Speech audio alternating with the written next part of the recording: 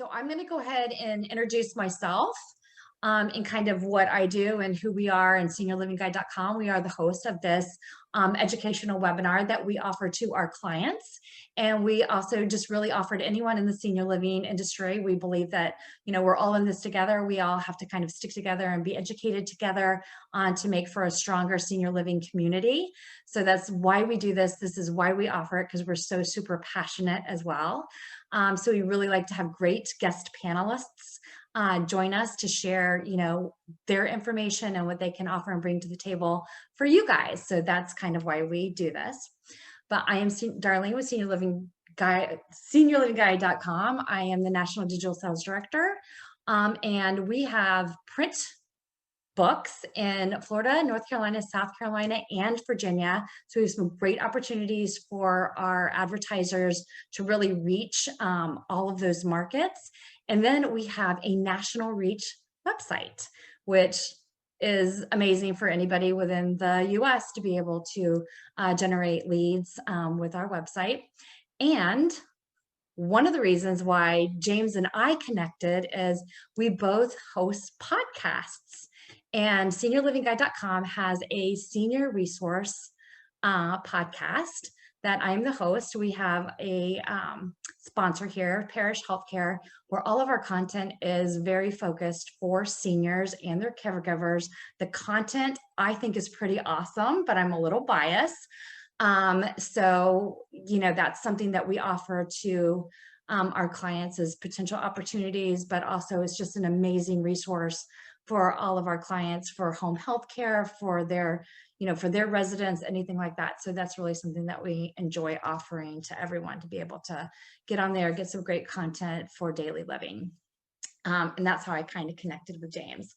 So James, I'm going to go ahead and let you introduce yourself. Great. Thanks, Darlene. Hi, everyone. My name is James Lee. I've been in the senior living industry for about 13 years. I can't see all the names of the people who are on, but hopefully there's a few of you out there that I've met and we've become acquainted. And for those of you who don't know me, I've been in this industry for 13 years, and I started at a time when I thought I was a caregiver in a community, and I thought it's just kind of a temporary job while I'm applying for grad school and law school. And little did I know that it was something that I really would fall in love with. So I've seen our industry from multiple perspectives, as a frontline caregiver and associate to resident programming, sales, executive director. And then I've also been in various leadership roles for organizations at the corporate level. So when Darlene and I got together and we started talking about doing a topic, we really wanted to go, we wanted to make a departure from some traditional like sales tips and ops tips and things like that. And we thought, what's really relevant for people right now? And I think we almost kind of stumbled on this topic of, this is something everybody's feeling. And I recognized that there was a lot of ways that I had developed methods to create a stress regimen. I'll talk about that a little bit here. But anyway, I hope you enjoy this this discussion, and we'll make the slides available to everybody. I know a few people are just listening by phone. So this would be really great for you to go back and watch, because there's a lot of great visual information here. But for those who are calling in, I'll do my best to try and describe what's on the screen as well. So thanks, Darlene. Happy to be here. Yeah, absolutely. And just to notate, once again, I will be sending the link out to everyone that is watching, as well as those folks that have registered and that maybe aren't getting a chance to watch. It will be a YouTube link. It will be available on the SeniorLivingGuide.com YouTube station, as well as the YouTube link on our website. Please feel free to leave questions in the question and answer or on the chat. I'm going to kind of monitor both, since I don't know how many of you have access, or I don't want anyone confused or feeling like they're going to get missed on some of their questions. We're really going to try to hold those questions till the end of the webinar, but we will definitely address all of them. So just hang on, but you can put those in just as soon as they pop into your head, because we certainly don't want you to forget them. But feel free to go ahead and do that. So this is a nice size webinar. So we just, we don't want anyone to feel like they're going to get lost. So thank you so much for joining us. And I'm going to let you take it from here. I think you can Okay. grab the screen. Yeah, absolutely. Okay, perfect. Before I share my screen, I wanted to start off by sharing a little bit of my own story and my experience with burnout. I should probably preface here that this is all kind of these are conversations and observations from my perspective, but they're not from a clinical or medical perspective. So, grain of salt with all of the things that I'm about to share. They really are my own personal views and experiences. But just to share a little bit of vulnerability here on my end, I think it's important whenever we discuss topics like this that we don't preach from a soapbox, and that and in particular, people who have experienced burnout, experienced chronic stress, experienced difficulties in leading a team while you're feeling stressed out. I want you to know that I've lived all of those experiences, and most recently, my my experience with burnout. About 3 years ago, I started kind of on this path of just a lot of chronic stress elements that stacked up on top of each other. It was summer of 2019, and my wife and I found out we were pregnant with our first child, which was amazing and awesome. And around that same time, I learned that I got accepted into an MBA program at the University of Texas, a dream of mine for a very long time. So two very happy things kind of leading into this time frame. And then, a few months later, what started off kind of this just torrential downpour of stress for me, we found out that my dad, who was 60 years old at the time, got diagnosed with stage 4 cancer. And this was, we found that out about 2 weeks before my daughter was born. So I had started school. And so I was an executive director at a turnaround community, assisted living community, a lot of work to do there. I had started a very rigorous MBA program and commuting 2 hours to get to school on the weekends. Found out that my dad had cancer, and then we were about to be parents for the first time. And so these elements just kind of, they just really steamrolled, and there's no way that those things don't affect you in the aggregate.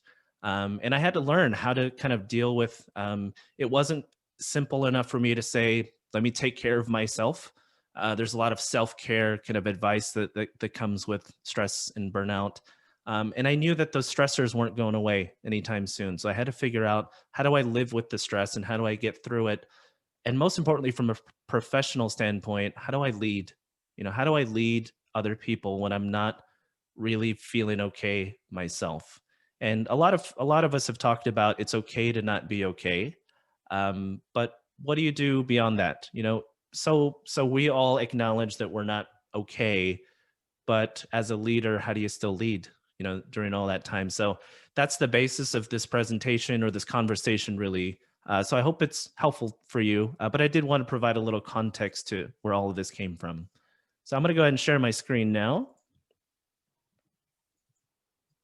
Okay, so I'm just a small little icon on your screen, and you should be seeing the slide. So I can't see the chat function, by the way. So while I'm presenting, if you have questions, Darlene will kind of keep track of that. But I can't see any of your comments. But if there's encouragement, type it in the chat box while we go. So I'll look back on those. All right, so let's start from this point.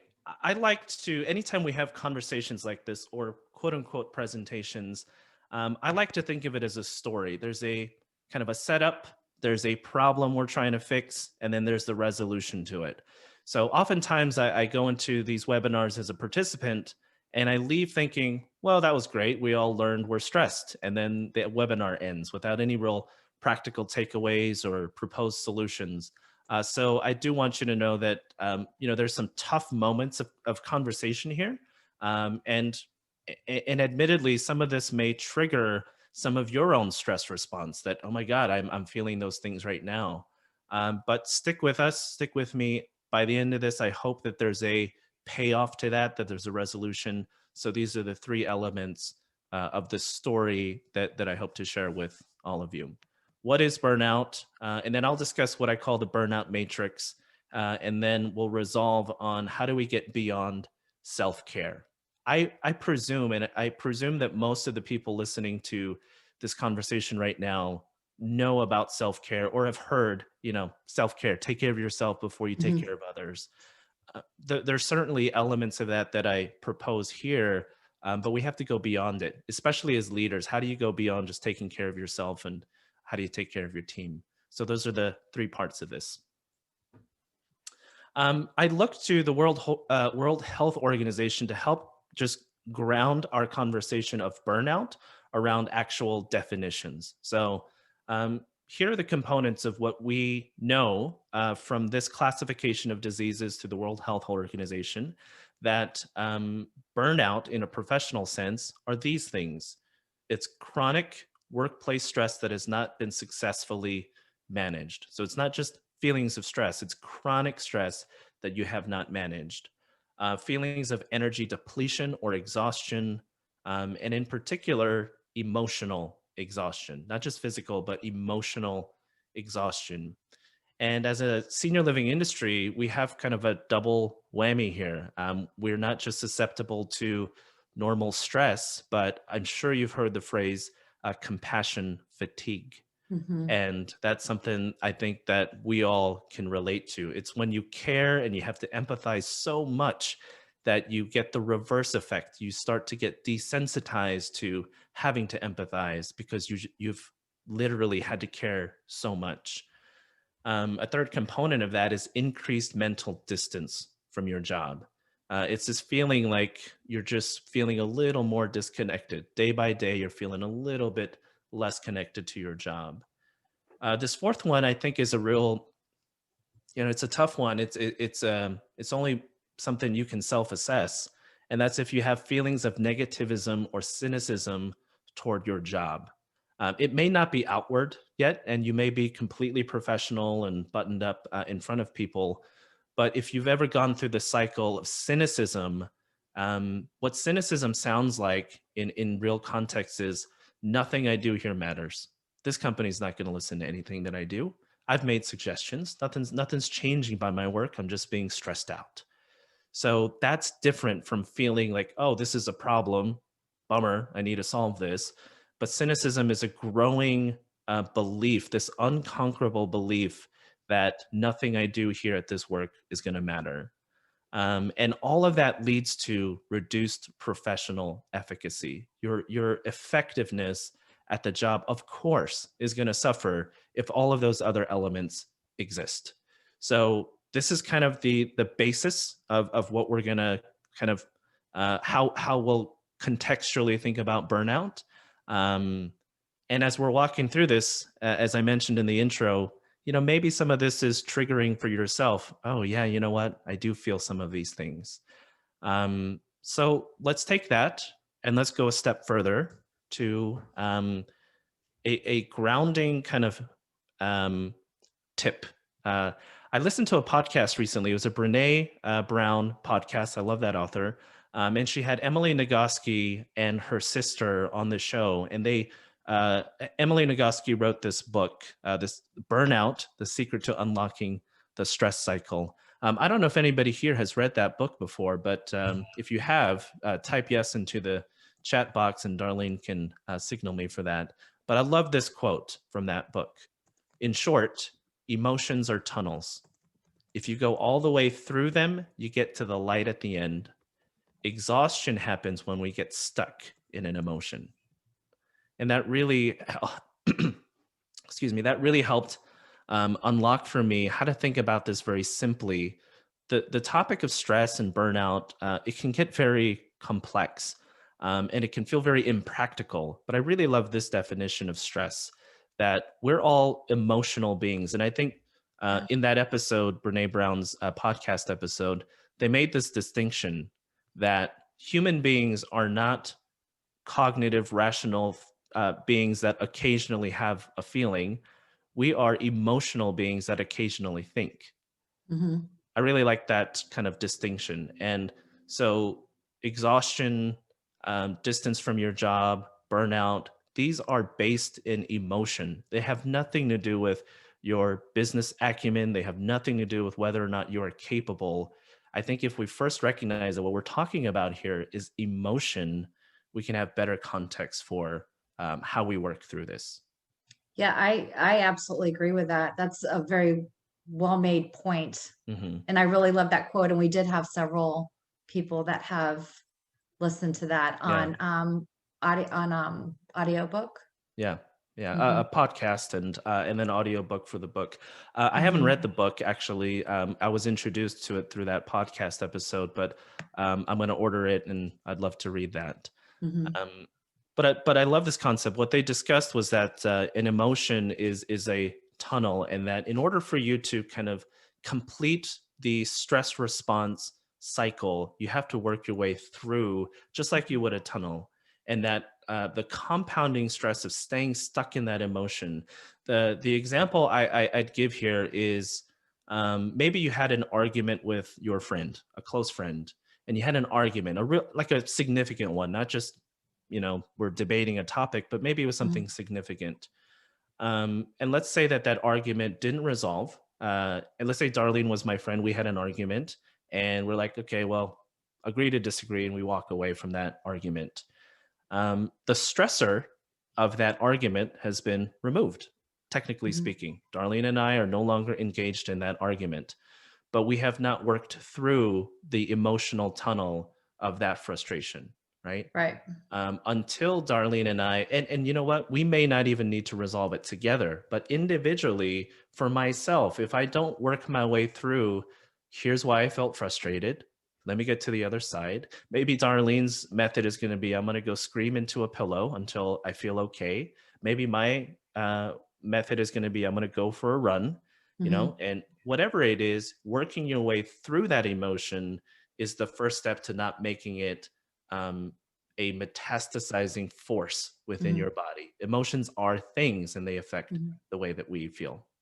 And are you kind of saying it kind of has to be a choice? It's not just magically going to happen. You have to Yeah. really Yeah, decide. it does. What we're talking about here is how do we manage the stress responses that are always coming. And Mhm. so, going back to my own personal story, I knew that the stressors were not going away. And even if they had, I'm still going to feel the effects of that stress until I work my way kind of through that, right? Mhm. So this is kind of a central thought that leads into the next slide, which is the burnout matrix. So let's move to that. I think this is a really helpful visual to take a look at maybe where you are. So for those of you who are just listening to the call here today, the burnout matrix, it's not a thing that exists, by the way. It's just it's how I visualized this conversation. You have an x-axis, a horizontal x-axis on the bottom that says mental energy or your connection to your work. So just like a graph, that bottom horizontal x-axis is on the left side, you have low connection to your work. On the far right side, you have very high connection to your work. So it's just a kind of a gradient there. On the y-axis, the vertical, the up and down, you have professional efficacy or your effectiveness in your job. So at the high end, you have high effectiveness, and then on the low end, you have low effectiveness. So here's what when you look at this, there are two parts of this matrix that are going to feel very intuitive to you. They're going to be the no duh, slap your forehead, I know what that is. Here's the first one. If you have high connection to your work and you have high professional effectiveness, you're in the zone, right? You're in a place where you feel like you're exactly where you need to be. You don't stress doesn't affect you. You're in the zone, and this is ideally where we all want to be, right? Um, Conversely, intuitively what this area is, the red space called burnout. And that's low connection to your work, low energy, low professional effectiveness. And for any of you who have been in that place, or maybe you're in that place now, I can relate to this. I can relate to um, being in a place where I felt like I had low emotional connection to the work, even though I was passionate about senior services. There was nothing that changed in terms of my commitment to the job, but I knew that my heart and my mind were elsewhere. They were with my dad. They were with my kid who had just been born. They were with my wife. They were with, the school and, all of this money that we had invested into this program. And I had to recognize for myself that where I am, the place I'm in professionally does not allow me to serve. It's not their fault, meaning the resident's fault. It's not the family's fault. It's not the employee's fault. But I have identified that I am in a place of burnout. And Mhm. so a drowning victim makes a very poor lifeguard. And Mhm. for me, what I chose to do in that moment was to remove myself from that job. And it was a very hard thing for me to do. It's a very hard thing for me to admit that I was not being effective in the job. And I Mhm. think in that moment, I decided that's the best thing I can do to serve my residents and my family is to get out of the way and let somebody else come in who's not feeling all of those same things and let them kind of move the ball forward here. Mhm. Um, so there was a 3 month period where I left the role. I gave them my notice. We worked it out. I talked through it with my supervisor, and we prepared for the transition. I went home. I spent those 3 months at home with my newborn daughter, spending time with my father and working through conversations that we hadn't had my entire life. And I enjoyed as much as I could the end of my learning experience for the MBA program. Um, and I'll tell you, it's not because we had this reserve of cash and we thought, okay, well, James doesn't have to work. But what we decided as a family was we have to prioritize the long term here. And that removing one of those stressors, removing yourself from that situation, allowed me to focus on the things that were going to sustain me for the long term. And that was really important. Mhm. Um, so when I talk about stress management, I actually go beyond managing stress. And what I had to create was a regiment. Mhm. Stress regiment. The difference for me is that if you have a stress regiment, you anticipate stress. You Mhm. anticipate the involvement of that in your life and how you're going to work through that. It's like saying I have a hygiene maintenance versus a hygiene regiment, right? Yeah. Hygiene maintenance means, okay, if I start to smell and other people are looking at me funny, I better shower. Mhm. Hygiene regiment means I'm going to shower once every Yeah. day or whatever, that's Yeah. going to be. And I think a lot of people don't think about stress that way. They think about stress as, oh, when it comes into my life, I'll deal with it. But if you kind of just tweak that thought a little bit and think about, I'm going to develop a stress regiment. How do I live with stress? Not how do I get rid of stress? Yes. Yeah, exactly. You just said one thing a little bit earlier, and I want you to repeat that because I think it was awesome about the lifeguard. Yeah. I think what I said, I'm gonna have to go back in my memory to say this. A drowning victim makes a very poor lifeguard. Exactly. Yeah. I Eh, thought that was pretty intuitive. yeah. There Mhm. are moments where you have to recognize that I'm not being a very good lifeguard right now because I can't breathe. Mhm. And I think in this field of senior care, senior services, Mhm. we have to be able to get to that point ourselves. We have to get to that point of recognizing I'm not being fully effective. And Mhm. maybe part of that stress regimen is I'm going to put a little bit of extra money away each month just for the possibility that I need to step away from this job for a short period of time. Right. Maybe that's stress regimen versus stress management. Yeah. I want to just make a note of something that someone put in the chat box that Mhm. um it just hits my heart. They felt this a lot lately. They've been on Yeah. autopilot. Um, let me see here, kind of moved up a little bit. Sorry. Yeah. Um, they love their job. Hold on a second. I moved up a little bit. Got to move this down.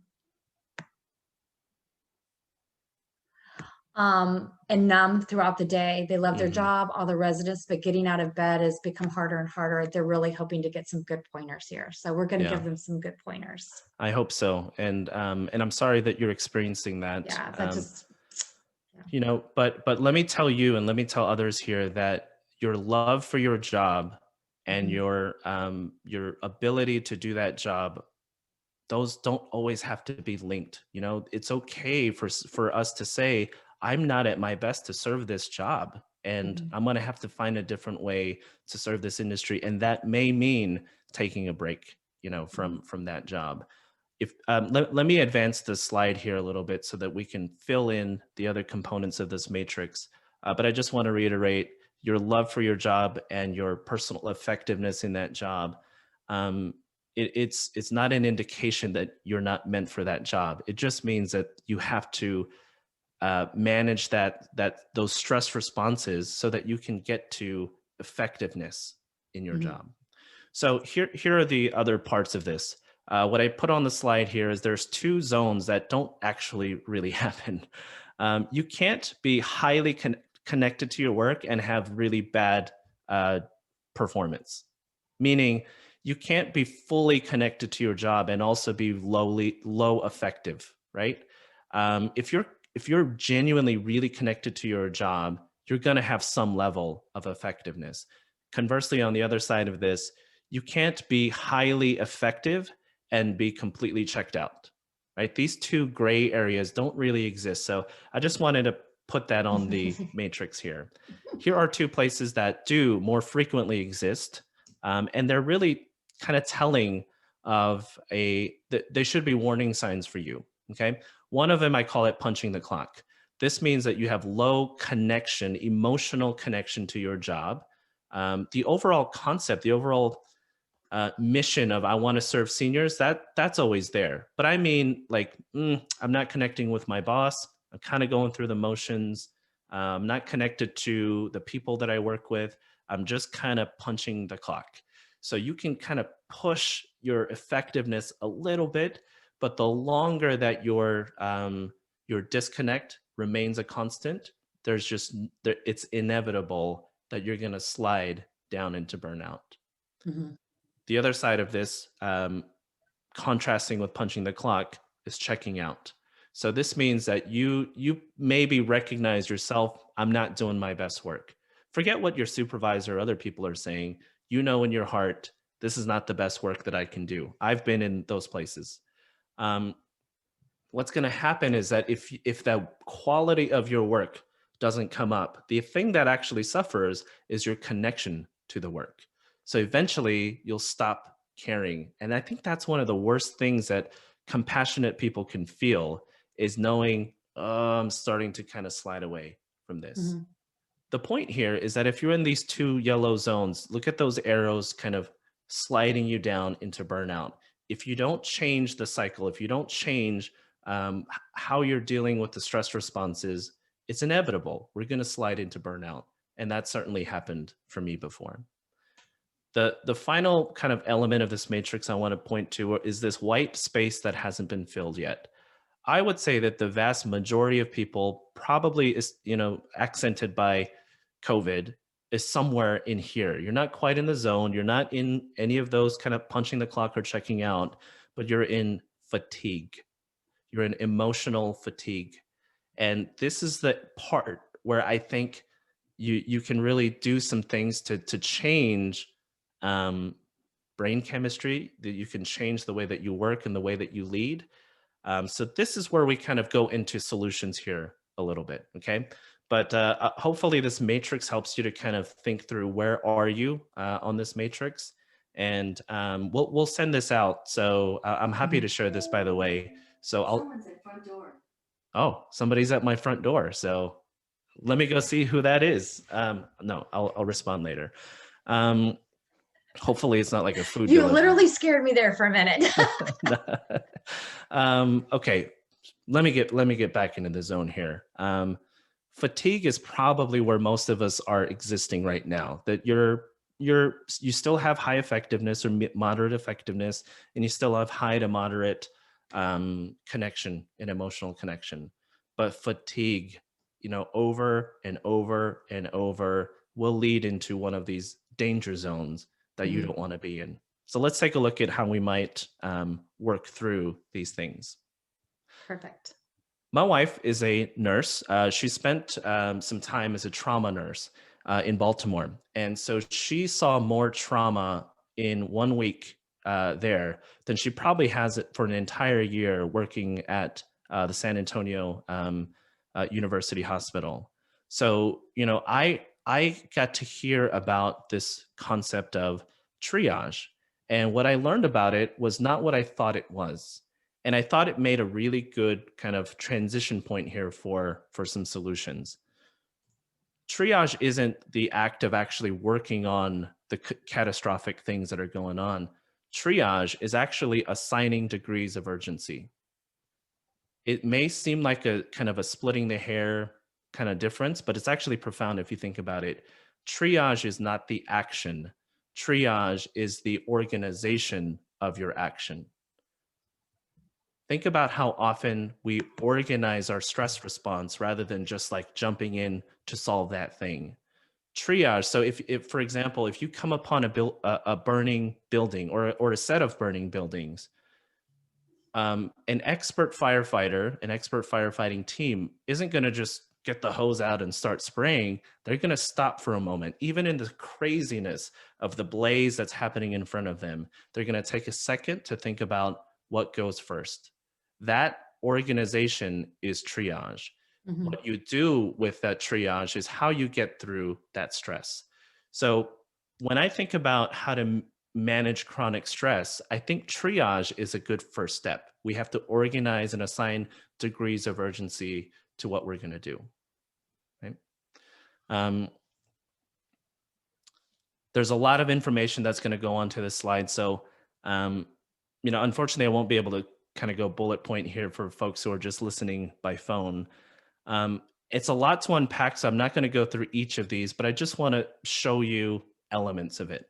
So here are the burnout symptoms, right? On the left-hand side of this spectrum, there are burnout symptoms. We've already discussed all of these: chronic workplace stress, emotional exhaustion, etc.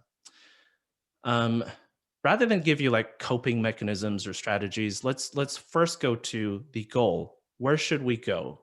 And I think words matter, language matters. So I was very careful in choosing kind of how I would describe the goals. So let's take a look at that. If your burnout symptom is chronic workplace stress, then your goal should be effective stress regimen versus stress management, right? If you are feeling cynicism about your job, the goal isn't to feel positive about your job. The goal is to feel a connection to the right work. That word right, it doesn't mean are you right for senior living? I mean, are you doing the right work for the right company, with the right team, in the right location, the right function, maybe? Um, I think we have this false belief that when you get into a position, you can't move from there. You're on that track and you got to progress from where you are. And most people, I think of their careers as a ladder, and that any change from your position on that ladder is a step down. I think of career a little bit more like rock climbing. Sometimes you got to move sideways or down so you can get to a better vantage point to climb up. I have done that many times in my career. I was a VP of training and development, and the next role from that was executive director. My mindset allowed me to kind of think about that as a progressive step and not a backward step. And so I think I was able to be a little bit more effective because of Mhm. that. I want to pause here for just a moment, Darlene, and just kind of invite more conversational tone. Is there any one of these that kind of jumps out at you that we can unpack a little bit? The emotional exhaustion, I think that that's definitely something that I think, especially over the last year, Hmm. a lot of folks are really facing just because they're working more hours than they've worked. They're working more jobs than they've typically worked because they're not just doing the regular job. They're doing stuff at Hmm. CDC. They're doing, they're managing the mental health of family members, the mental health of their residents on a totally different level. Yeah. All of these different things And that's emotionally exhausting, like levels unbeknownst before. Yeah. Um, so Yeah. I think that that's one that really needs to be. Yeah. If we kind of ground our way back to that quote from Emily Nagoski, that emotions are tunnels, and we have to Mhm, work our way all the way through, complete the stress cycle. I love mhm, that phrase. I've never thought of it that way, but to complete the stress cycle means to kind of get into that stressor and feel your way all the way through that emotion. mhm, Um, and and here's a practical example of that. Maybe there's an element of your job that is causing emotional exhaustion, mhm, but you are not talking to your boss about it, or you're not talking to your team about it. And I understand, I really do understand what potential fear elements may exist there too. I can't really speak up. Everyone's feeling stressed. I got to shoulder mhm, it just like everybody else. mhm, But maybe you're the first person that's going to break open that permission for people to talk about those things. mhm, Maybe your boss is going to thank you for coming to them and saying, Darlene, I just got to tell you that these things, I'm committed to my job, but these mhm, things that we're having to do, it's causing emotional exhaustion for me.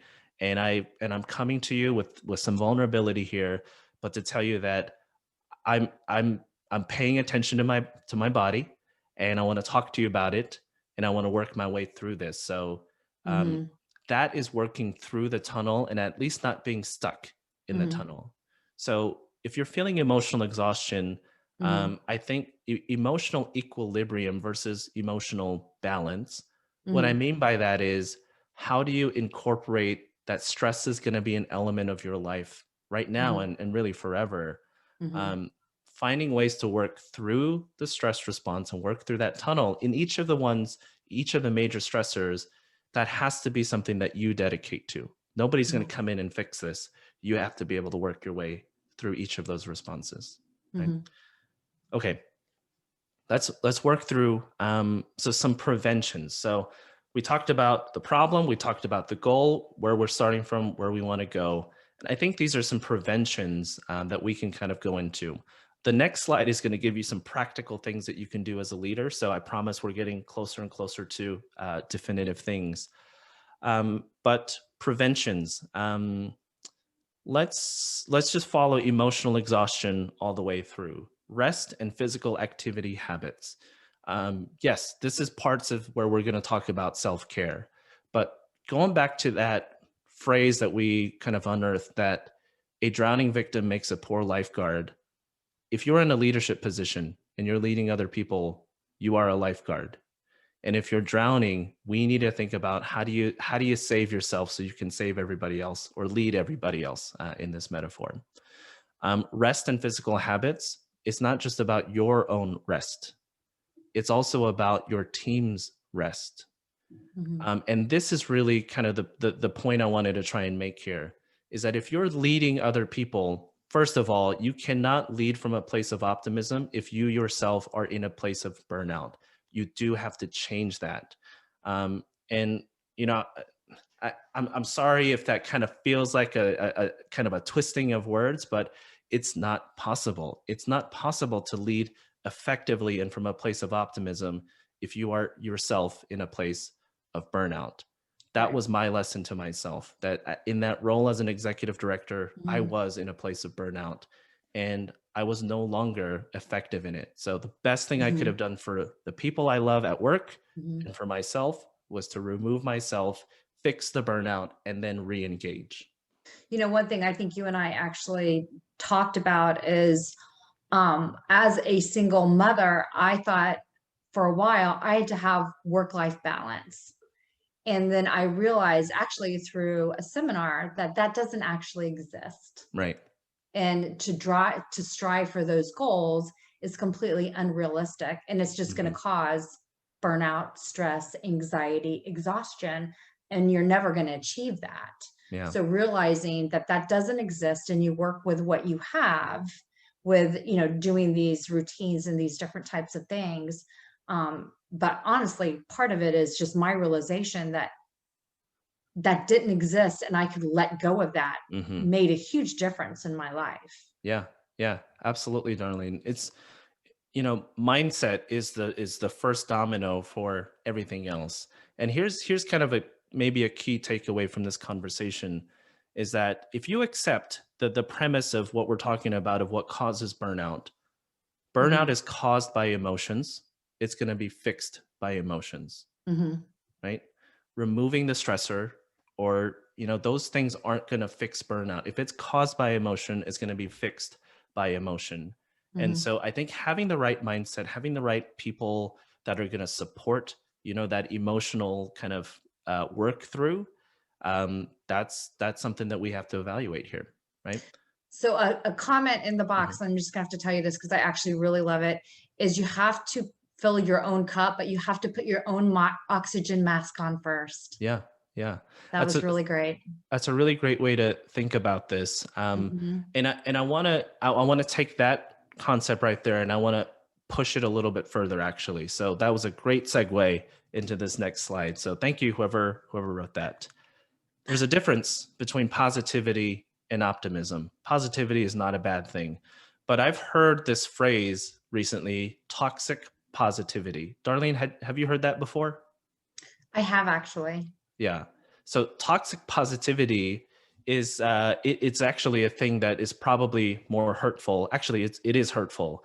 Toxic positivity is just, not dealing with anything and just saying rah rah, everything is fine, everything is good, we're all good, nobody's having bad emotions, we're all doing good work. Can you imagine if you're a car crash victim, right? And your EMT arrives and says everything's good, right? No, you want that person to say, we're in a tough spot here, but I've got you, right? We're going to Mhm. work our way through this. Here's what we're going to do first. We got to get you out of the car. I got some support coming. We're 5 minutes away from the hospital, right? You calm the person down by acknowledging what's happening and then moving towards where we're going to go to be better, right? Mhm. That's the difference between positivity and optimism. Positivity is not bad, but optimism, when we're leaders in a very stressful environment, I argue that we should move towards optimism and not just positivity. Positivity is seeing the light right now. Optimism is seeing the light always, moving towards the light. So here's some Mhm. practical tips here. If you're a leader on a team here, focus on where your team is going, acknowledge where you are, make the space for people to talk about their emotional exhaustion. As a leader, the most important thing you can do right now is not profits and loss, it is the trust, it is the availability for people to be vulnerable. That is going to help you get through what's going on right now. And if you feel like if what you're saying to yourself right now is that sounds good, James, but my bosses aren't going to allow that, then you really need to think really hard about that. Are you going to be in a place that others are going to allow this to happen? You have to advocate for that. If you focus on where your team is going, that's like that car crash example, right? If that Mhm. EMT arrives and says, "Hey guys, man, we're in a tough spot here. You're going to be okay, and here's why you're going to be okay." Giving those little signals to your team, involving them in the acknowledgement of what's going on, what those tough spots are, and how we're going to work through that, right? Hospital's 5 minutes away. I've got backup coming. Whatever the equivalent of that is on your team, that's how you help your team focus on where you're going, not just where you're in right now. I love this one. Develop team habits. This is how you go beyond self care. So it's not enough for you to just take care of yourself. You have to normalize self care as a component of your team culture. So if you are the leader and you are talking about, guys, we need to create a schedule where we're all going to take some time off. We're serving nobody if we're not giving breathing time for ourselves. So I'm going to create a self-care schedule here for all of us. I'm taking PTO next Friday. Who's next? Right? Just an example here, but you have to create team care habits, not just self-care. Um, and the way I think about this is like a family unit. If in your household, let's say you have a household of 4 people, and one person was in a really, really tough state of burnout, are you going to just let that person work through it through self-care and just like stay away until they're fine? Of course not. Everyone's going to get involved in that. So developing team care habits and going beyond self-care habits. This point is kind of tied to the first one. Schedule team time for strategic thinking. When we get lost in the day-to-day, keep your head down, just let's get through each of these tasks, you forget that all of those activities should be coordinated to a bigger strategy. So taking a moment to pause, focus on strategy. Where are we now? Where are we going? What is strategy? How are we creating a competitive advantage, through our actions? That's what this means. Getting your team to focus beyond the day-to-day actions and tie their work to something bigger. These are elements that when you do all of these things together, they can really help. So there's a few more practical examples here. Connecting with your customer. So the work of stress management through that podcast and some of the other things I read, making emotional connections. If you're doing it for yourself, just making a personal connection. Think about if you're feeling personal stress and you have dinner with a friend, right? Or you call somebody that you love and you hadn't connected with them in a while. How much goodness does that do for you, right? It happens on a personal level. The professional equivalent of that is connecting with your customer. So if you're in a community right now, call a family member that, for no other reason than just checking in. Hey, Darlene, nothing's wrong. Mom's okay. I just had a few minutes and I wanted to call and just say thank you for being so supportive of all of us. And I just wanted to check in on you, right? Scheduling that as part of your priorities versus just constantly putting fires out. Participating in an activity with your resident, going to lunch with your caregiver. These are ways that you connect with your customer and your employees. Find those connection points that'll help you reconnect emotionally to your job. I like this idea. It's a little bit out of the box, but how many email threads do we put out there about, whatever XYZ metric? What about a gratitude email thread? I don't know about you, Darlene, but I do a gratitude journal. I think you do. Yeah. Yeah, I actually talked to you about that. I think at one point, my mom, who actually passed away with cancer, I found a journal where she, even on the worst and worst and worst of days, had something to have a gratitude, something she was grateful for, that I thought was absolutely shocking. I had no idea she was doing this, but it's something that I think about every day, even if it's a really bad day. Yeah. Put something you're grateful for, even if it's almost a negative grateful, it's uplifting. There's something about that it changes the way that you feel about your day.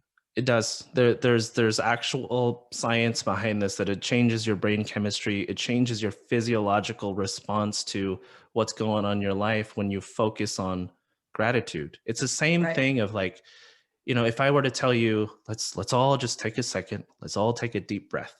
Mm-hmm.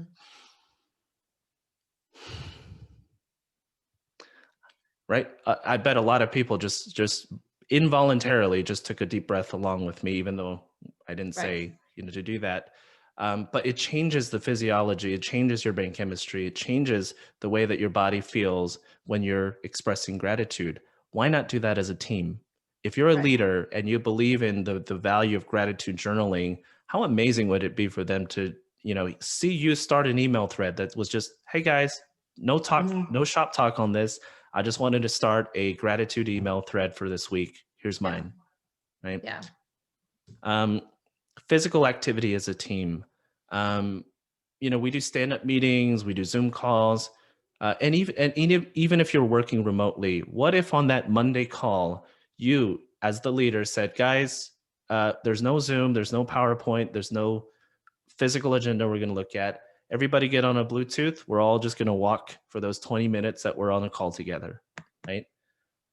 It can really honestly be that simple. Physical activity as a team is changing your work habits to introduce better physical and rest habits. This is closely tied to this next idea. I've been a part of weight loss goals as a team, like where we track each other's weight loss and fitness goals and we report back to each other. Why not have rest challenge goals? If you're a Mhm. leader and you tell your team, guys, let's all commit to getting 30 minutes of extra rest every single day this week. Who's with me? And let's make sure we hold each other accountable to that. Right. Yeah. I think this is a point where, Darlene, you're like, well, that would sound nice, but it, if you're the leader of the team, why not? Yeah. Right? Yeah. Think about all of these things. And if you just did components of this and you're Mhm. leading your team through honest conversation and you're saying, guys, we got to change. I want to Mhm. lead us changing our stress habits. And here's a Yeah. few things I'd like to do. And I'd really love Mhm. y'all to be on board with that. Well, I will absolutely attest for myself, my personal experience. I've had enormous amounts of stress in my life. I won't even go into the details, but exercise, and I mean, it doesn't have to be hardcore exercise, walking around the block and, attempting to get Hmm. good rest. It's a life changer on the stress side. I mean, it Yeah. can absolutely make a huge difference in your life on the stress. There's no way that it doesn't help, Yeah, right? it's insane. It really, it is so underestimated on Hmm. when you tell people that, a lot of times they brush it off. They really Hmm. do not understand the difference it can make in your life. Yeah. But again, it's kind of elevate this a little bit. We're talking about how do you lead from a place of optimism when you're feeling burnt out. We've already said you can't do it from a place of burnout, but if you've moved past burnout and you're maybe in that Mhm, element of fatigue, this is how you lead your team differently. mhm.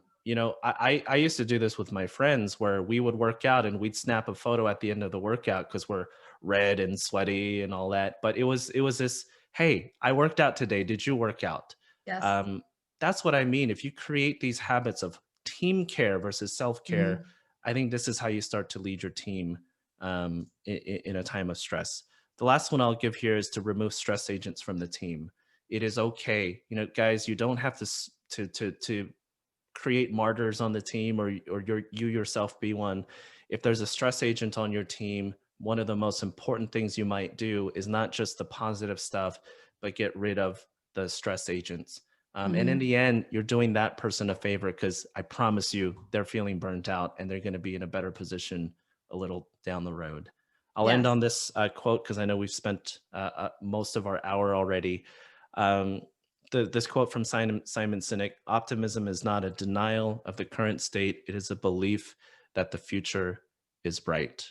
And that's what we have to do as leaders. We have to believe that the future is bright and not just cheerlead. We have to change our leadership habits and prioritize team care. Mhm, Create the environment where it's okay for people to take care of themselves and each other. And I mhm. promise you, we're going to get through to the other side of this tunnel. Yes, absolutely. I love that quote. That's awesome. That's an awesome quote. Yeah. Yeah. Um, so that's the end here. There's a lot of information here, but this is my contact info. I'll leave this up here while we hopefully have a little bit more time, Darlene, to Mhm. work through some Q&A and yeah. Yeah, and we'll definitely be sharing this out afterwards, and I will also be sharing your contact information out to everyone that was able to join us and even those that weren't. So that's really good news for everyone. So I had some comments on here. So Maggie Sparks mentioned removing stress is really important. They let someone go, and the rest of the staff is grateful. And I know Yeah. that that can be really something that you don't realize that even one member of the team that is a negative influence can completely change the dynamic of Mhm. an entire work environment for everyone. So it can really make a big difference. Yeah. So that is a really good point. If you're leading, one of the things that I wanted to mention, I think I shared this with you yesterday, which was something that a friend of mine works for a wealth management company, and their entire department takes 1 month off Hmm. from social media. They Yeah. all log off, and that's one of their challenges. And she says it is the most, it really absolutely makes a huge difference Yeah. for them. And she says she doesn't know why she gets back on. Yeah. because she says she spends more time with her family, more time with her kids. She's significantly de-stressed. Mm-hmm. So I just thought I mentioned that. Let me see some other questions. Please feel free to put questions in the chat box. Someone said they stopped watching the news. That is awesome. Let's see here.